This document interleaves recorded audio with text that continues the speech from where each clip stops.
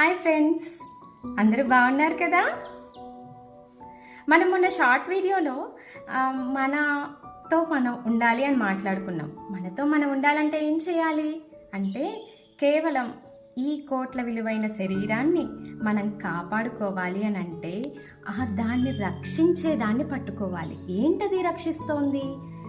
మన లోపలికి వెళ్ళేది ఏంటిది అంటే మనం తినకుండా, మన ఆలోచన లేకుండా, ఏమీ చేయకుండా వెళ్తున్నది ఏంటిది అంటే మన శ్వాసను పట్టుకుంటే మొత్తం కూడా మన చేతిలోకి వస్తుంది. ఆ శ్వాస మీదే ధ్యాస పెట్టాలి. ఎలా ధ్యాస పెట్టాలి అంటే కేవలం చక్కగా కూర్చొని కాళ్ళు రెండు క్రాస్ చేసుకొని చేతుల్లో చేతులు పెట్టుకొని కళ్ళు మూసుకొని శ్వాస మీద ధ్యాస పెట్టినప్పుడు మనకి మొదట అనంతమైన ఆలోచనలు వస్తాయి. ఎందుకు వస్తాయంటే అవే మనం అయిపోయాం కాబట్టి ఆ ఆలోచనలన్నిటినీ తగ్గించుకుంటూ ఉంటే శ్వాస మీద ధ్యాస పెట్టగలుగుతాం. అప్పుడు ఆ శ్వాస మన లోపలికి ఎక్కడి నుంచి ఎక్కడికి వెళ్తుంది అనే దాన్ని మనం అబ్జర్వ్ చేయగలుగుతాం. ఈ శరీరానికి రోజు ఫుడ్ ఎలా పెడుతున్నామో మన లోపల ఉన్న ఆత్మకి, సోల్కి, ఆ సోల్ ఉంటేనే మనం ఉంటాము. కాబట్టి ఆ సోల్కి ఎనర్జీ ఎక్కడి నుంచి వస్తుందంటే ఈ శ్వాస నుంచే వస్తుంది. దాన్ని మనం చక్కగా అబ్జర్వ్ చేస్తూ ఉన్నప్పుడు దానికి ఆ ఎనర్జీ అనేది కరెక్ట్గా వెళ్తుంది.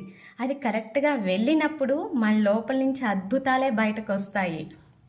ఎంతో గొప్పవారందరూ టాటా, బిర్లా, చాలా బిల్గేట్స్ వాళ్ళందరూ కూడా వాళ్ళ శ్వాసని, వాళ్ళ మనసుని వాళ్ళ కంట్రోల్లో ఉంచుకున్న వాళ్ళే గొప్పవారు అయ్యారు అని అంటే కారణం వేరే కాదు, వాళ్ళ లోపల ఉన్న శ్వాస రహస్యాన్ని పట్టుకున్న వాళ్ళే ప్రతి ఒక్కళ్ళు కూడా. కాబట్టి మనం కూడా పట్టుకుందామా?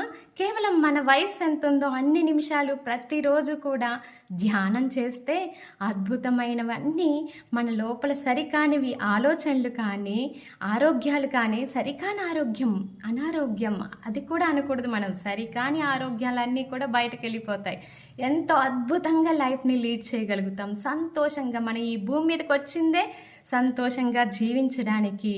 కాబట్టి అంత అద్భుతమైన లైఫ్ని మనం లీడ్ చేయాలి అంటే ప్రతి ఒక్కరూ ధ్యానాన్ని మన బాధ్యతగా భావించి ప్రతిరోజు మన వయసు ఎంత ఉందో అన్ని నిమిషాలు ధ్యానం చేద్దామా?